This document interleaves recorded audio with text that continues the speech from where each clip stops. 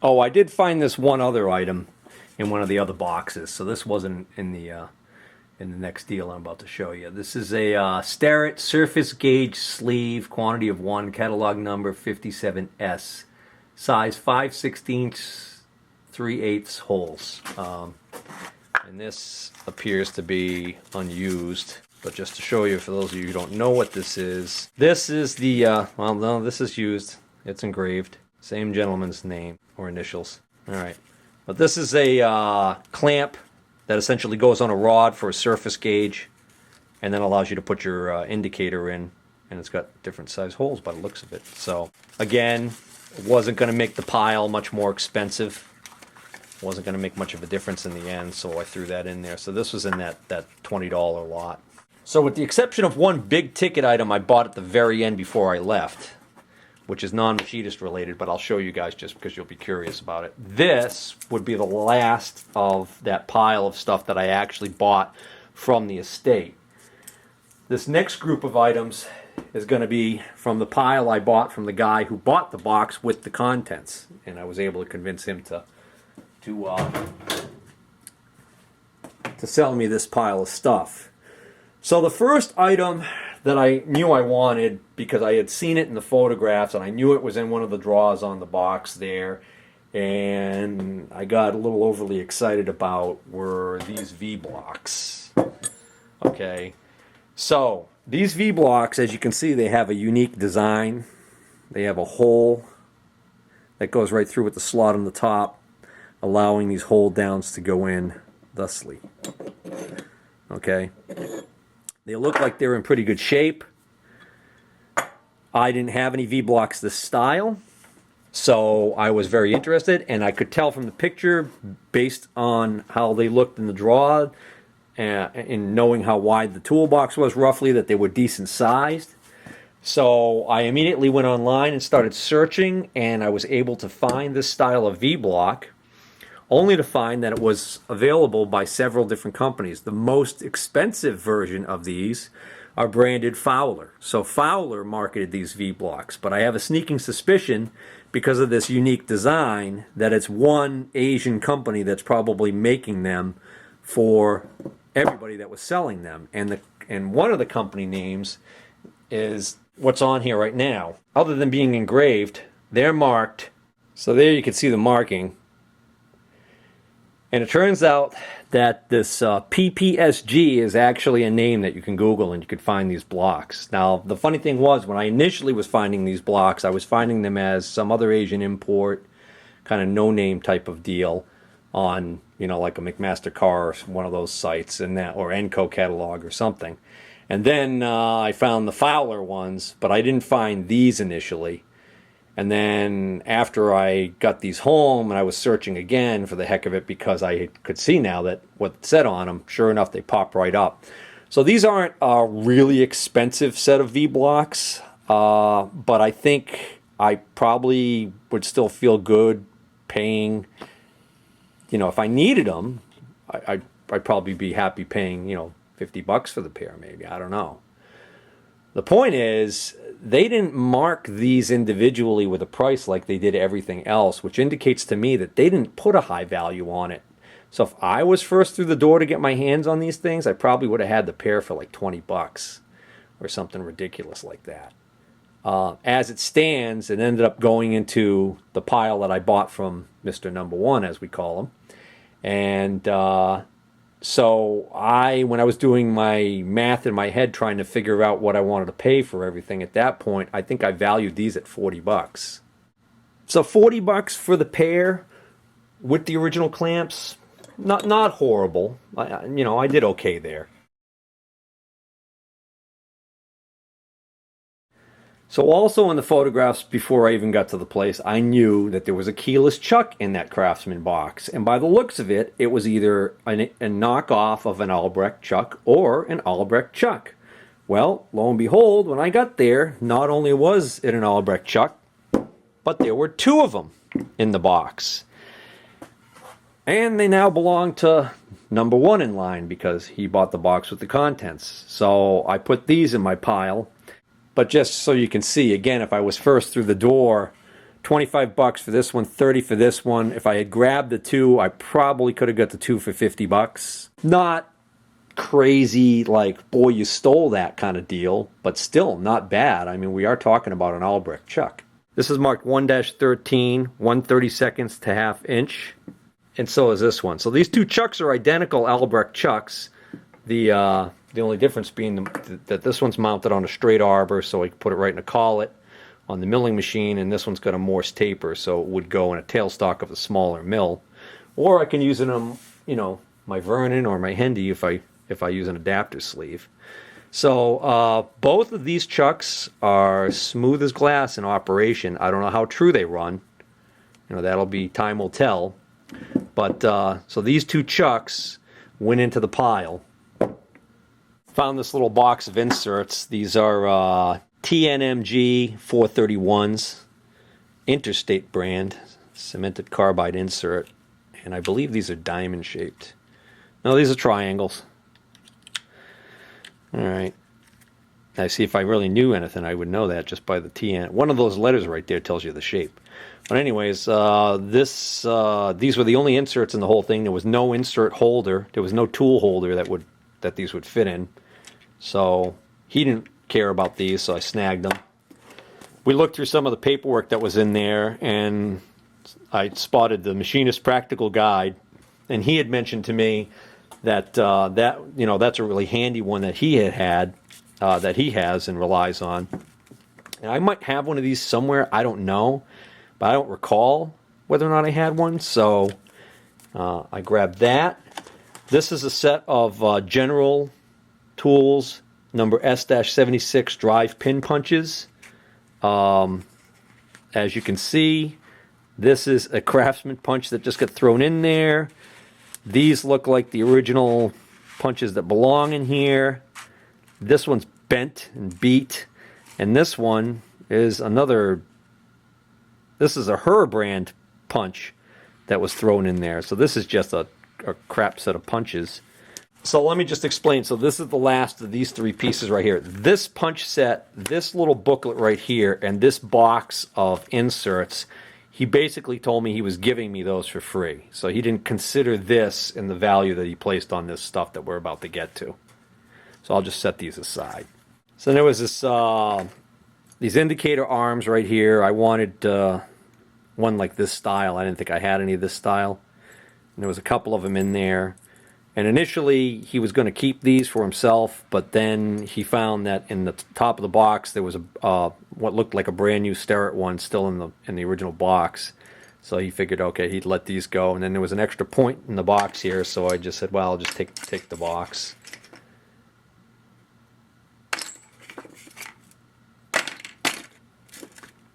There's another sleeve by the looks of it for maybe an indicator, I don't know, surface gauge or something. And we'll get the hunk of brass. Then what neither he or I had seen initially, because the way it was in the drawer and the way it was covered partially, and because it was in the drawer with the blade facing to the rear, what I first thought was going to be just a parallel or something like that.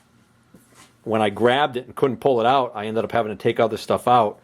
I uncovered this square, which initially when he saw it, he thought, yeah, I'm probably going to want to hold on to that. So here's where I first ran amok.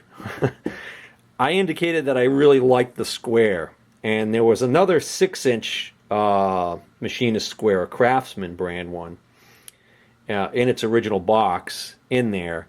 And he actually didn't want this for himself. He was going to give it to one of the guys where he works who didn't have one. So I was able to rationalize that he could sell me this one since he could give the guy the other. He had already talked about giving that other one away to the other guy. I wasn't familiar with this name. This is a Rabone Chesterman. So I bet you Double Boost would know this, right? Made in England. A Rabone Chesterman number 9/12/30 CM BSS 939, I think it says, made in England. All right, probably originally when this was sold, it had a nice case that it went in to protect it. So it's a little scratched up, but it looks like it's in pretty good shape. I haven't even checked it for how square it is. It's got some nicks here and minor ones, nothing too major. But you know, a precision machinist square this size and like Starrett or something like that's pretty valuable. I didn't know this particular make at all, so I think it's probably still a good quality square. The problem is it's just not valued that high. I looked it up on online, previous auction sales. There aren't a lot online because, again, it's an English square. It's not as popular as like a Starrett or a Brown and Sharp, but they are out there. And quite frankly, I think this square was probably only worth about 20 bucks. And that's, like I said, where I started to run afoul because he valued that quite a bit higher. And I'll get to that in a second. Let's show you the last item, which is the other part of my downfall. This case had one of these red labels. Remember these type of things here? Remember those things? That tape feeds out of that plastic thing, and you turn the wheel to the letter, and then you click it, and it pushes the letter up out of this material, and then shows up as white. They made them in black too, I think. I don't know if they made it in other colors. Look at the price on this. 15 bucks. This, well, initially you'd think this would be the deal of the day if you walked in there first and grabbed this. 15 bucks. Do you notice who the maker is? Interapid, Switzerland. Early interapid case by the looks of it. And for good reason. It's an early case because it's an early indicator. Show you the goodies in here first. We've got 2 clamps, we got a rod, and we've got this little articulating arm here. And I think this is all original to the indicator because this arm right here is marked Swiss made. So what do we have here? We have a interapid model 310 B as in Bravo -1V. And the V, boys and girls, means vertical. Notice the orientation of the dial. Okay? I had been wanting one of these because I don't think I had one in all of my indicators that I have. And not only did I want a vertical one like this, well, actually, no, that's not true. I've got, what do I have? I had that old Brown and Sharp one, but it's kind of beat up. I think it was a Brown and Sharp. But anyways, this is an interapid. This is considered to be like the Cadillac of indicators, okay? And what's interesting about this one is I'm not positive, but I think this might even be brass under here, this metal that it's made out of. So this is a 10th thousandths indicator. Okay, it's marked jeweled. Okay. Back quite a few months back, the used tool store in his weekly video mentioned that he had one of these and it was either $60 or $70 and it was a newer one in the plastic case. It might even been a 312, I don't know. I don't know if it was a 10 thousandths indicator or a half thousandths indicator. I ended up going there kind of early to try and get this, but I wasn't first in line that day when he opened, and the guy in front of me bought this thing. Bought it out from under me, I should say, not this thing. So I missed out on it, and ever since that day, I think it kind of stuck in my stuck in my head that, oh, I missed out on that. And I probably wasn't even thinking about one of these back then. But then when I missed out on it that day for that price, it just kind of stuck in my head, and I think I let that cloud my judgment. Because here's the rub, okay? If you move the contact point, okay, the contact point moves freely. The dial does not move at all. This indicator is, the B stands for broken. So, this indicator at the very least is going to need to be repaired, and at what expense, who knows. So before I tested the indicator and found out that it was broken, when we started going back and forth on the nitty gritty on this thing, this pile right here, he wanted $200. And I initially wasn't comfortable at $200 for this whole pile, believe it or not, because I was already thinking, well, if I value these V blocks at 40, you know, well, where am I here? 40. The Albrick Chucks, $20 a piece is a steal for those, but I already have several of them. So I'm going to stick at $20 a piece on those. So 40, 60, $80. All right. This little pile here, maybe $10, 90. The piece of brass, or the little boring bar, I forgot about that, right? So that's $110 for this and this. Now, if this was in working condition, you guys that know these know that's actually a very expensive indicator, even used. The one at the tool store for $70 was a steal.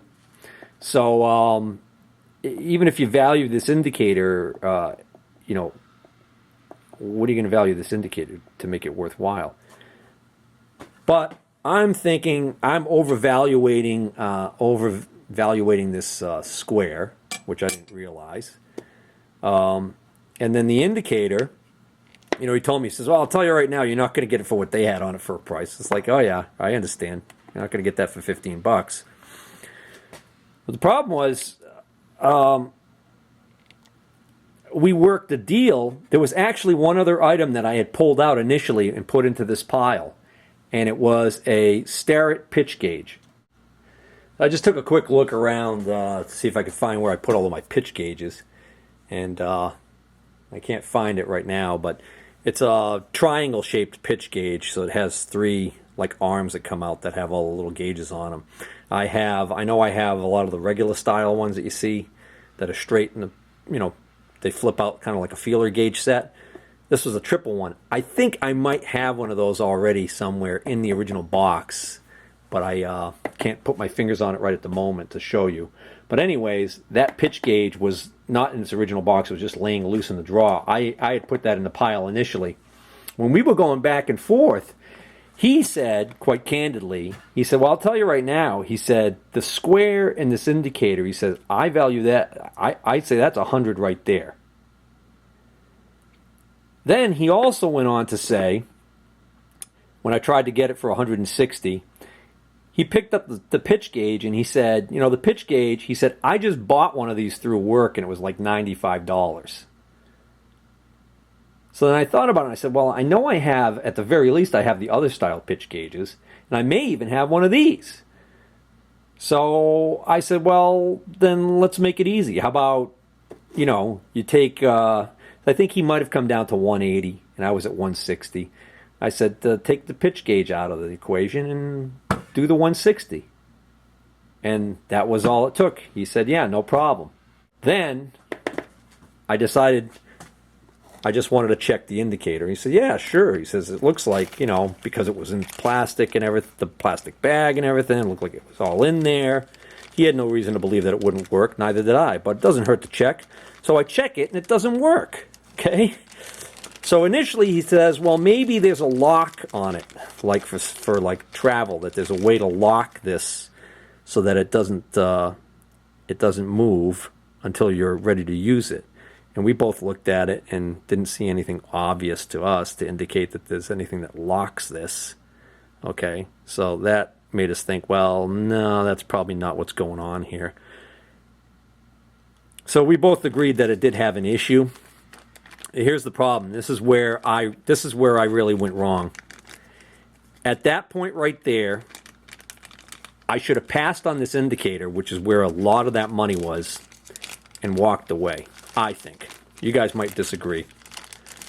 But I think that I let my emotions get the best of me. The excitement over the possibility of getting an interapid vertical indicator take over. And I kind of like still wanted to get this. And he decided to stick to his guns because his philosophy was, and his dad had showed up by this time, who apparently also was, worked at, I don't know, in that trade. And he said, he mentioned to his dad, he says he was just going to bring it to so and so in the tool room. So he was going to bring it to the company he worked at and let so and so in the tool room take a look at it. I don't know whether or not that was, whether or not he thought that, the guy in the tool room really could fix this. But he was basically indicating to me that if I didn't want to pony up the money for it, he wasn't coming down. He wasn't coming down any in price, even though now it didn't work. And normally I would be like, well, that's obviously not acceptable, and walked away. But I, let my emotions cloud my judgment, in my opinion. And I ended up ponying up the $160 for this. So my problem is I get home and I find out, well, first off, this precision square is not worth, anywhere near what I thought. So if I was there buying it from the estate that day, I probably would have given $20 for it. So it's an interapid. So an interapid indicator should be worth sending out and having repaired. But guess what? I should have done my homework and kept this knowledge in the back of my head before I got all romantic about this thing.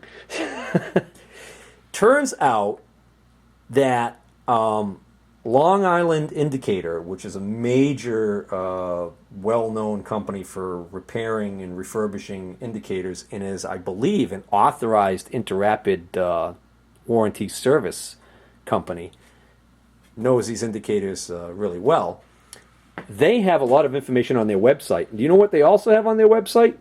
They have a note on their website saying that these models, the 310s, and I think even maybe the 311s now, they do not service these indicators, according to their website, because the parts are no longer available.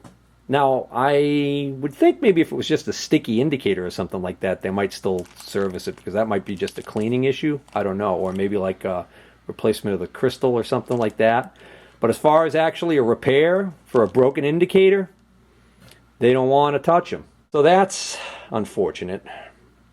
But in my last estate sale video, I had remarked about the Travadial, and how the Travadial, that Long Island Indicator, says they won't service them, and that they recommend that they go back to, was it Southwestern or Northern, I don't forget what the heck it is, the company that makes the Travadial. I still happen to have it right here on the bench. For repairs, return to Southwestern Industries, Inc., Los Angeles, California. So, anyways, Scott Henyon, one of my regular commenters and viewers of my videos, had told me about, and later Greg, who also is very helpful, the both of them talked about this gentleman. His name's Mark, and he has a company, I believe it's called MR Tool. Might be MR Tool Repair. I'll put the name up on the screen. But they said that he's does really good work and is reasonable. So I contacted him through, he's got a Facebook page, contacted him this morning, told him what I've got, and he indicated that he would be, he basically said that he would still be interested in looking at it for me. That I guess the deal is you just send it out and then he contacts you with a quote. So I think I'm going to do that. And actually, I totally forgot to ask him about the Travadial, so I might just send the two out in one shot. So the next time you see this Travadial, the next time you see the Travadial or the interapid indicator here, I hope that I'll be doing a video telling you, an unboxing video telling you about how great it works after it comes back from him. And I'm sure if it is repairable, that's what's going to end up happening. My only fear is that it's something so catastrophic he can't do anything with it. You know, and I read online about these, and you know, a lot of people talked about that there's like a little tiny rod that sits in a groove, and that if this was dropped, that rod can pop out of the groove, and it might be something as simple as putting that back in the groove to fix it. That sounds wonderful. The problem is, also what I read, was that of all the indicators out there, apparently of this style, the interapids are some of the most difficult to service if you don't know what you're doing. Several people warn about, they warn to resist the temptation to take these screws out and try and open this up. And, well, I think there's even a mention about how these screws right here might actually be tightened to a particular torque. So that tells me right there that this is not something that I should mess with if I really want to have this as a good working indicator, that I should leave this to a pro. So we're gonna send this out and we're gonna see how we do. All right, so that wraps up this video. It's funny, I'm complaining here about all this stuff. Some of you guys might look at this and go, geez, you still stole that stuff. And then some of you might be like, oh yeah, those aren't, that's not really a good, you shouldn't have bought that indicator, or you shouldn't have bothered with those V blocks. Or you might think that this square is actually a lot nicer than I think it is. I don't know. If you like what you see, please hit the subscribe button. Got to put my little call to action in there. Try and get those subscriber numbers up. Take care.